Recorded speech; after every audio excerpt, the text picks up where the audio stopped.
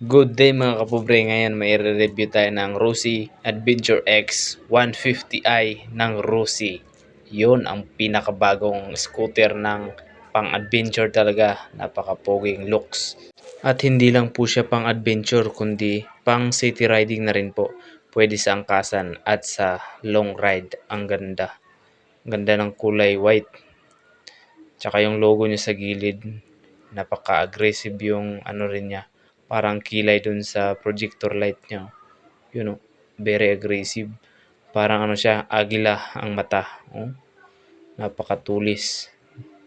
Nakakapugi siguro to pag nakabili ka nito. Yan mga puso. Ganda pa ng mugs. Upgraded na talaga ang Rossi. Yan, ang kanilang bagong mugs ng pang scooter. Harap tsaka likod mga kabubs, yan po yung tsura ng mugs niya.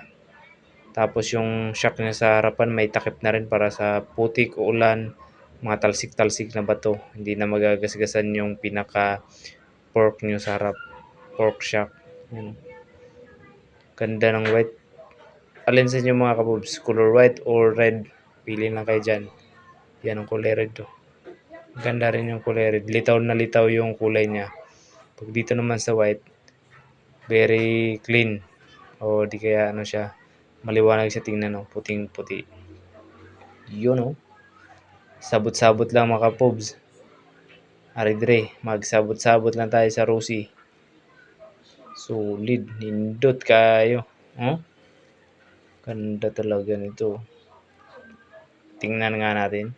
Subukan natin mga kapubs na angkasan. Kung bagay ba sa atin. Yung height pala natin mga pubs, 5'5". Yan po. Pwede rin ito sa mga 5'4". Basta subok nyo na mag-drive ng motorsiklo or mga scooter. Kayang-kaya po. Medyo may kataasan nga lang ito mga kapubs. Yan po. Naka-center stand pa tayo niyan. Ang ganda. Kayang-kaya din po ito sa mga 5 plus yung height. Basta kaya nyo mag-drive ng manual or automatic. Na-experience ko sa kanyang upuan mga kabobs, ano siya, parang may pagka-Aerox or Inmax yung upuan niya sa may driver side. Tsaka sa likuran, may pagkahawig siya ng ADV, yung mga adventure scooter na rin yung panglikuran niya, upuan niya. Sa mga OBR natin sa likod. Yan. Malapad din po siya. Maganda rin po yung ano, yung foam niya, ano lang siya, hindi siya matigas, smooth lang. Para kang nakaupo sa sopa.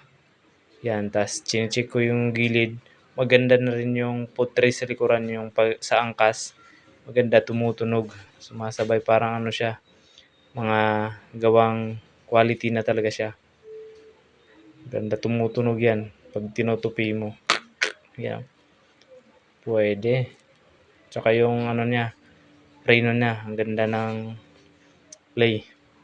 Ito pala yung mga kapobs yung ano, sa bandang kaliwa ng Adventure X ng Rossi 150i. Yan. Very adventure looks siya. Kaya sumasabay na siya sa mga ano ngayon, mga bagong scooter sa Pilipinas. O di kaya sa ibang bansa. Ayan. Nakakulanta rin pala ito mga kapobs. Tapos yung engine niya is FI na rin po, kaya matipid sa gasolina. At ang capacity ng tangki pala niya mga kapobs is 11. Mahaba-habang biyahe, maganda to, ilong ride nyo na agad. Yan, tapos ano lang siya, nakadisusi lang siya. Available pa lang ngayon, disusi. Pero goods na rin yung mga pubs, less maintenance yun pag disusi. Yan po yung handle naked bar niya sa harapan. Ang ganda. Flat na flat.